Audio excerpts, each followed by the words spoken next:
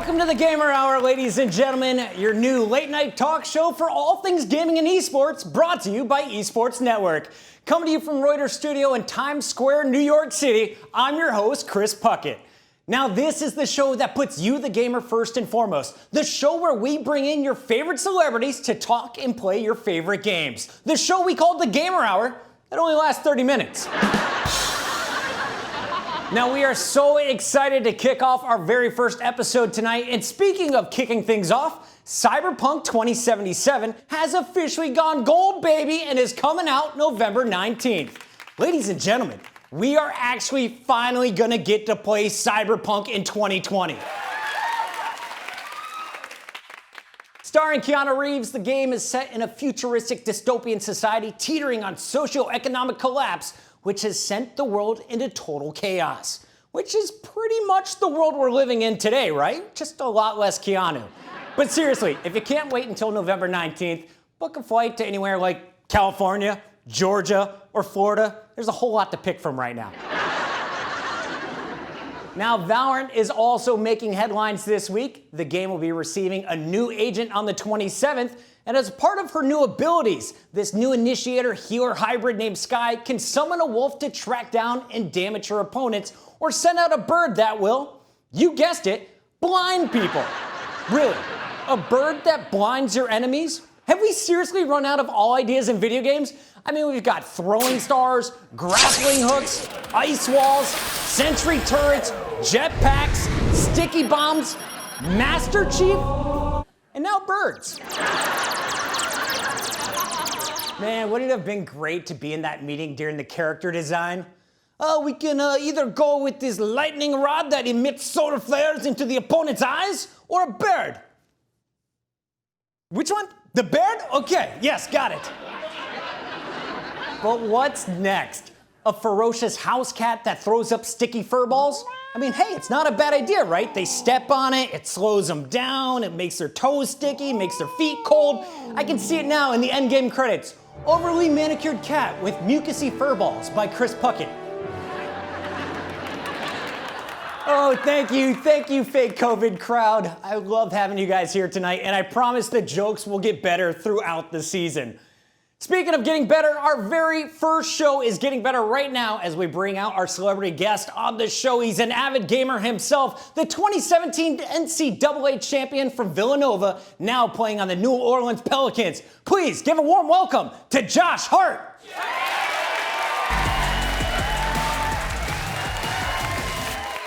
Josh, welcome to the Gamer Hour. We are so excited to have you as our very first guest on the show. And you're no stranger to the gaming world. I mean, I've been watching your clips on Twitter. I've cast your Warzone events multiple times. But what are you playing right now? What have you been up to during COVID? COVID, I'm really just playing this Warzone. That's about it. Just working out. And just gaming, streaming, just kind of having fun with everything. Well, let's talk about how you got started with gaming. Was there any like one game, Twisted Metal or something on the PlayStation 2? Or was there a gaming experience that changed you? Like what got you hooked and made you a full-time gamer? I was big into Madden when I had the PS2. Well, before that, we had a Nintendo 64, and I was playing the Mario. I think it was just Super Mario. Was it Super Mario? Super Mario 64. Super Mario. Oh, yeah. Yeah, when you had to like rescue Peach from a browser. So that kind of started it. It was funny because I think my brother would periodically bring home Xbox 360s. Just I'm not sure how or why. I never questioned them. And this is when you had like the Xbox Live, like 30-day free trial. So I'd make like 40 different like emails so I can get like the free trial. So I'll just be gaming like that. So that's probably like my best gamers are just doing that. I love it. No, I totally remember the hustle of the 30-day trial or the 2-week trial and just constantly making up new gamer tags. Let's talk a little bit about your college days, because you were a basketball player on the school team at Villanova. While crushing on the court, you also got deeper into gaming. So how did this balance even work out? What did your schedule look like as a college student? You know, I was a typical college student. I would procrastinate all my schoolwork mostly until like the night before. I got Halo. I like played the campaign. I beat the campaign in like a day. I play like Call of Duty. Dang. I forgot what it was, like Black Ops. And like I was hooked, and I like beat that campaign in the game in the day. Then I started doing online, and then I was big into Madden and FIFA. We had like a Madden tournament or Madden regular season with some of my other teammates and all that. So that's kind of how it was at college. I mean, it wasn't too hard just because I didn't really party too much. I was really just kind of just chilling in the crib, hanging out. So I was like, there's nothing better to do besides just play video games. Do you have anyone who's watching the show right now that you need to call out and just remind them that you're a better gamer than they were back in college? In college, Mikal Bridges, for sure. Better than him. Eric Pascal, that plays for the Warriors right now. Who else? Phil Booth. Like all those dudes we would play. Jalen Brunson's terrible. So those are some of the guys I always played with. I would always dominate, but they'd probably tell you a different story. I love that you call out Bridges right away. Let's talk a little bit about your 2017 season. That's the year you won the national championship in men's basketball, of course, for anyone who didn't follow your collegiate career. What game were you guys competing in, though, when you were back in the dorms or back in your rooms? Madden. So that was, we were doing like the Madden Ultimate Team. So I wasn't that well known, like on social media wise, but like I had like a little bit of a following. So I kind of had a bigger following than most of the other guys. So I kind of was at an unfair advantage because I would say so. I would like tweet out something about Ultimate Team, and so I'll get like all these like little kids that were like big Villanova fans that would, like buy the cards and all that. And I didn't really have money. I was in college, so I couldn't really buy them many cards. So I'm like trading them, or like they're putting it on the auction. I'm like DMing them. They're putting it on the auction site for like real cheap. And I like get it like the second right when they put it up. So I had like this. I always had a crazy Madden Ultimate Team. And so you stacked your team using your fans. I like your strategy. Yeah, I really use my fans. Sometimes I'll give like someone like some tickets or something, but I definitely use my fans. All right. Well, I know you've been competing for a while. You've also been a streamer. Let's talk about Fortnite, because that was the game you started on. At least that was when I first caught you playing video games on a pro level, and you were making some serious cash doing it, all for charity. But how did you get into Fortnite, and is that still one of your favorites in the genre? What are your thoughts on that title that first put you on the big gaming stage? That was like one of the really big battle royale games, like 1 versus 100. Got to come out on top. So I'm really competitive. So, and I love playing video games. So I'll get back from the gym and I'll just hop on Fortnite because I need something to fuel some of that competitive nature.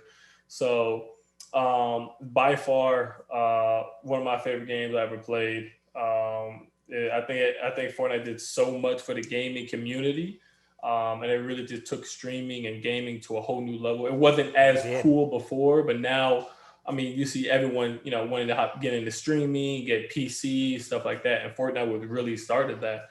So I had a blast playing it. I don't play it anymore at all, just because, one, people are too good. Two, it's not as fun as what it was before because, there, like, you would build a little bit, but not too much.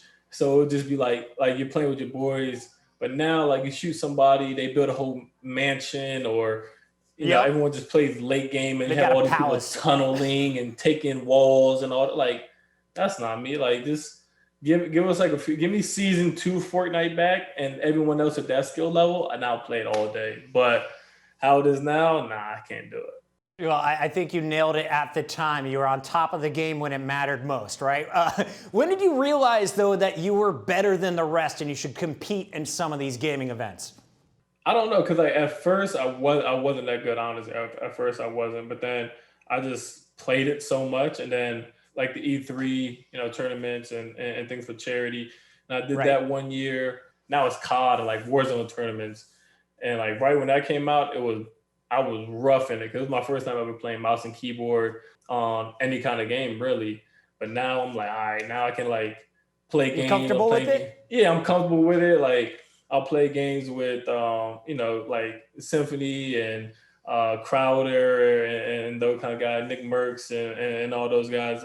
So it's like, all right, like these guys obviously are like the top of the top, but like, Oh yeah. I'm not gonna say I'm hanging with them, but I'm like in there. Like they'll get 25 kills, I'll get like 8, and like for me that's good because it's like 8 regardless is a good number. But then you're playing with those guys who push everything and just are just on a different level. So it's like that 8 really, playing with your boys is like 15, 16. You know what I mean? Right.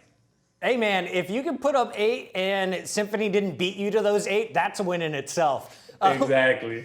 So I have to ask, are you officially on Team PC right now? Have you put the controllers away? Yeah, I put the controllers away. I'm strictly mouse and keyboard. At Okay. least for this one. I think the next Call of Duty, I'll probably just rock with mouse and keyboard. I got, it was kind of a bummer. Like if I want to play sports games, I gotta like dust off the PS4 and the controller and play FIFA and Madden on that. But because that's what all my friends play it on. But yeah, I like it. It's fun. I'm over there just type of, I got like heavy hands and all that. So whenever I play with people, they always hear like clicking and all that. But I like it. It's fun. It's smooth. As some people always are like, oh wow, you play mouse and keyboard? That's crazy. So Yeah, I'll be honest, your aim is pretty darn good for someone who's still newish to the mouse. It's taken me like 3 years and I'm still terrible. Let's talk about COVID because for 2020, this year has sucked for most people. But for gamers like me, it's given us a chance to hang out with some of our friends that we might not have seen for a while, and we're all reconnecting with video games. So has there been anyone in your life from previous teams or high school or college, anyone that you didn't expect to be in your life as much as they are on the other side of a keyboard right now? For me, I don't really have that many friends. I'm really a kind of a close-knit, closed-off kind of person. So I got like 3 or 4, best friends from high school. So I played with some of those guys. The one, my guy Ant, we were kind of rivals, I guess, and our schools were rivals in high school. Our team always used to kill theirs, but it's a different story. So we were cool. We were cool then. Then we both went to colleges. Like we would talk occasionally, but it wasn't like an everyday kind of thing where we'd be gaming for hours or whatever. But now it's funny because like now we're in a group chat. We talk all the time. We game all the time. He just got into streaming, so we'll stream for hours and stuff like that. Him, my boy Zeno. I say my boy. I don't think I ever actually physically met Zeno in person, but like he's like the same thing. Group chats, gaming for hours, stuff like that. So there's definitely a couple people that have, either haven't met or haven't really interacted with in a while, and now I'm gaming with them and talk to them, on every day or every week basis. I hear that. I've been trying to get my whole family to hop into Among Us. I think it'll like ruin everything before Christmas, but I'm like, let's try it. Let's talk a little bit about your home though, because while a lot of people like me in New York City might not love the tiny New York apartment during COVID and being quarantined, you kind of have a unique setup thanks to our friends at Turtle Beach. So Turtle Beach, one of the early supporters of esports, came in and set you up with a gaming pad. Let's talk about your setup. What did they do in your house? I got like 2 65-inch TVs right here with Sonos sound bars, Sonos like subwoofers and all that around the room. Got a PC, 3 monitors. They really kind of decked everything out, and I'm very grateful. I'm gonna try to make it a little bit cooler, but in terms of everything else, the ambiance, I might try to get some lights and all that. Okay. But they definitely hooked it up, so it's definitely love. I got showed them a lot of love for that one. I like it, man. Well, you've definitely got the room set up. I would love to see the finished product, but already one of the better setups in gaming right now. Let's talk about Call of Duty Warzone. We mentioned it. It's your game of choice right now. It's the game I always see you streaming, and you're not the only celebrity or athlete doing it. I've done so many events with musicians, DJs, NFL players, NBA players, NHL players, all competing. So let's get into these events. First question, who is the worst athlete gamer out there right now? Worth athlete gamer. You get paired up in duos and you're like, oh man, there's no shot we win this. Jalen got all right. I'll say Larry Nance in Warzone because he doesn't play it at all. So I don't know if I want Larry Nance on my Warzone duo team just because I think he got back on the Apex and all that. I don't know, but I don't want him on the team. It would be great content pieces, but we won't get no dubs. No dubs at all. Now, who can hang with Josh Hart? If you could build a team of professional athletes, who's in your four-man squad? I don't know. I'd have to think about this one. Have you played with Kyle Van Noy yet? Used to be a So, Patriot, I have Dolphin not, linebacker. I think he's the best I've seen in Warzone. Yeah, I played against him in a tournament, and he went off. So I haven't really watched him play too much, but I would definitely take him. I saw the numbers he put up. I was like, yeah, he's nice. Yeah. I think there's a lot of talent out there, and it kind of disgusts me considering that you guys have other full-time jobs that require physical strength and a bunch of other abilities. But keep it up. Josh, right now you're better than me at Warzone, but I can't wait to have you in the studio one day to play other games where I maybe stand a chance, maybe Madden, maybe FIFA, maybe Mortal Kombat. Let's talk about your competitive edge, though. Clearly, this is one of your favorite things to do since the beginning. You're always competing, always squaring up against friends, opponents, people on the other side of the court. Where are you more competitive, in-game or on the basketball court? You definitely see it, in game, just because, there's been several videos of like me throwing controllers or breaking keyboards and stuff like that. There's probably some clips of me like cursing out some of my friends or something like that, because knowing that they should get a kill somewhere, like I might have got down to something and they're just doing something totally different, or like they're on the other side of the map not knowing what they're doing, and I'm like cursing them out.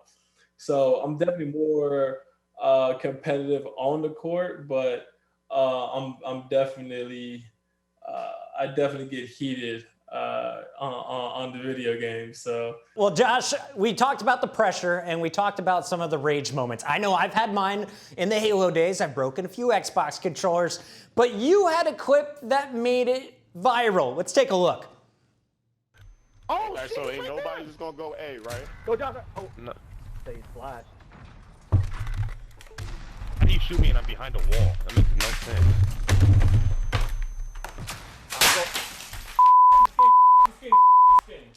They all big. Oh my God. So overpowered. Who was that? Who was that? All right, that poor keyboard, Josh. Can you explain what happened right there? What triggered you in that moment? I get flashed, right? So I'm already flashed. And then one of my teammates throws a flash into the building that explodes. And the dude like simultaneously jumped out while it explodes. So it looks kind of like he glitched over there. So, and I'm getting killed. My KD is probably like 0.2 on this like little tournament. So I just snapped. I couldn't do it. I was so heated. I was so heated, so tilted, so triggered. I just couldn't do it. I've been in there. I feel your pain, the double flash, the frustration from the teammate. I feel it all the time. What's worse though, that feeling in Warzone or multiplayer? And which one do you think you have more time in right now in Call of Duty Modern Warfare? Multiplayer, it's cool, but like you don't get the same feel because you die, then if you're just playing regular team deathmatch, you respawn in 2 seconds, or if you're playing search, you gotta wait. Maybe 20 seconds max or 30 seconds for the rest of you guys to either win that round or lose that round. Then Warzone is more because you gotta win. It's supposed to last team standing. And then if you don't win, it's like you're waiting like 2-3 minutes to load up into another game and do all that. So I definitely get more satisfaction, but more frustration in war zones. So, and needless to say, that's probably most of my hours, honestly. It's almost strictly all Warzone, unless I want to try to level up a gun or something, then I'll play some multiplayer. Right. But it's kind of crazy that you got to go get, 500 headshots with certain LMGs just to unlock them in the game. Yeah, I'm over here trying, right now I'm debating, right? Because I jumped onto the Kilo wave kind of low. I'm kind of late. So I'm like, all right, COD Warzone is going to come out soon. We're going to switch things up. And I use a VOK with it, but I love the blue dot Halo site. So I'm like, all right, I got like 3 more things. I got like 200 kills with this site, 50 headshots, 200 kills with another one, and 50 headshots with another one. And then I unlock the blue dot. So I'm like, do I really want to put the time in the multiplayer to do this? And I might only have this game for like 3 more weeks. So I'm like in that little like predicament. I don't know if I should do it or not, but I don't know. We'll see. We'll see if I can get bored one day. Is it worth the hustle? Is it worth the challenge? I'm weighing my options as well. There's too many games out right now, but we do know, I mean, Cold War's gonna be the best Call of Duty of the decade, right? It's coming from Treyarch. It's got Warzone taken to the next level. What are you most excited about the new Call of Duty? What are you looking forward to? My KD is gonna be way better. That's what I'm hyped about. Because I'm like, obviously, this is my first Call of Duty playing mouse keyboard. My Call of Duty on like my KD on Warzone is like 1.5 right now, and so it was like, it was like at the beginning, like the first 3 months of Warzone, I was just getting dogged. Like I could barely move. I probably looked like a bot. And then now I'm like, I'm functional. I can move. I can do all those things. So that's what I'm most excited. I'm most excited about for like get like a 2-3 KD. So like when people hit me with like, yo, show us your KD on stream, like, yo, it's this, instead of like, it's 1.5, but guys, I didn't play keyboard. Like I don't gotta make excuses. I'm like, yeah, look at this. I frag out. I feel the pain. I'm not going to tell anyone, but I'm definitely under a 2 KD. No one heard that, though. All right, let's talk about your favorite video game of all time. I got asked this question on set today, and I didn't have an answer, and then I reminded myself I was a pro in Halo 1. So it's still Halo 1 for me. But what is your favorite video game of all time? I'm probably going to say Fortnite, honestly, because I don't know if it was the best game I ever played, but the amount of fun that I've had playing that game, I think that kind of tops everything. Because like season 2, I'll say season two and 3 Fortnite, the best I ever played, just because the gameplay was fun, but it was just so hectic playing that game with your friends, the call outs and stuff like that. Like I would be almost on the ground laughing. You know when you laugh so hard you get to the point where like it's not even laugh anymore. Like you're like, it's quiet and you're trying to breathe. Like I felt like I was on that level almost every day I was playing Fortnite with my friends. So I'm saying that's the best one. Especially when you fall off the map or when you don't have enough materials to cross something. Those were some of my favorite early moments. Josh, let's answer this one, because I'll be honest, in high school, I'm 34, so I'm a little older than you, but in high school, I didn't tell people I played video games. That was until grandma got me a license plate that said Xbox Freak, and then I had to tell everyone. College, I didn't tell people I played video games, but I traveled the country throwing tournaments, and now I'm finally proud to say I work full-time as a video game broadcaster. But why do you game? And I just want to give you a shout out here as well. I feel like you have done a great job bridging the gap amongst the fan base of just that gaming isn't a nerdy thing to do anymore. What got you into gaming, and why do you do it today still? So I always loved gaming just because like the competitive nature and all that. I started streaming my rookie year. I broke my hand, so I wasn't out there hooping. So I was playing a bunch of Fortnite, and I was like, you know what? My brother mentioned Twitch. I'm like, let's try it. And it was fun.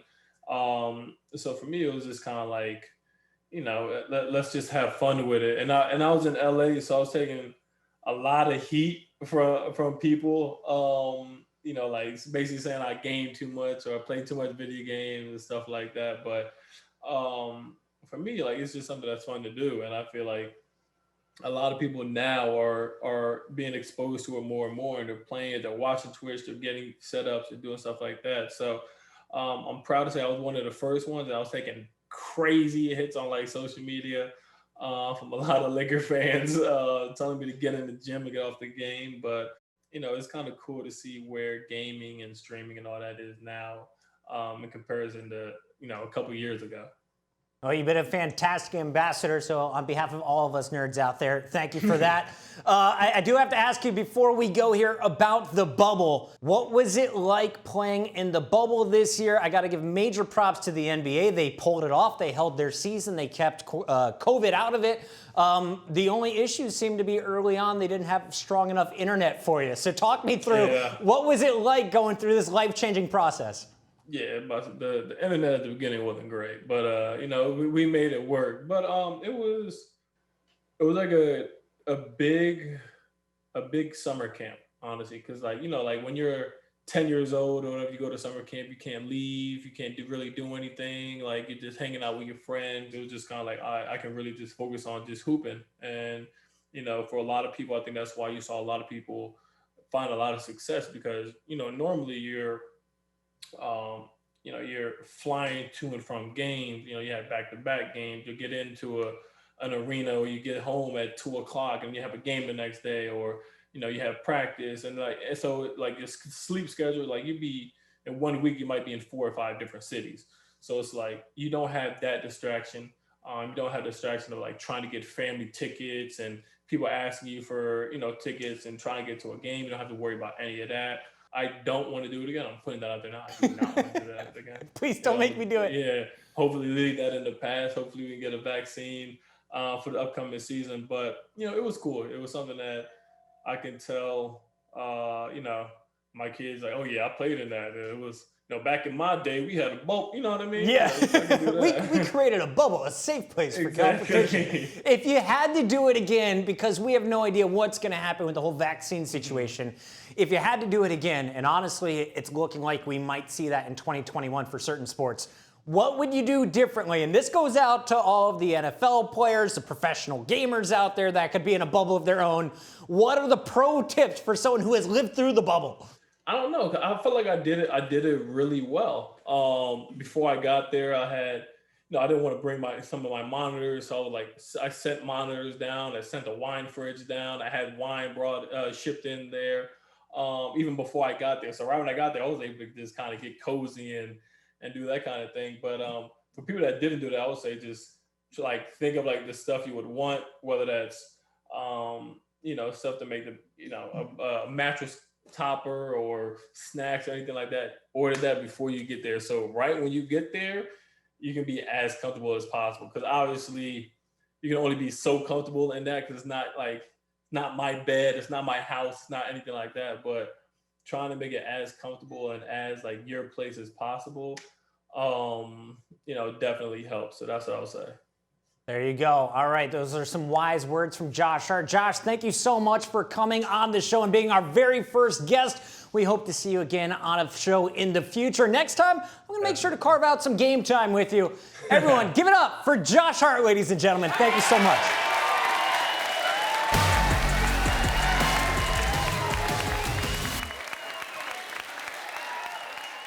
It was so much fun having Josh Hart on the show tonight. Collegiate champion, professional basketball player, and now we all know, future Call of Duty Warzone pro. Please make sure to check out and follow Josh on all social media channels if you don't already. His Twitch is J Hart Show. His Twitter, it's @JoshHart, and his Instagram, @JHart. Thank you all for tuning in to the first ever Gamer Hour broadcast. Stay tuned and be sure to follow the Gamer Hour on Twitter, Instagram, and Facebook. And check out our website, thegamerhour.com, to stay up to date on our latest guests, events, and experiences coming to the show. You can watch and share the show on YouTube, Twitch, and over 30 other streaming channels right now, all of them which can be found on the website.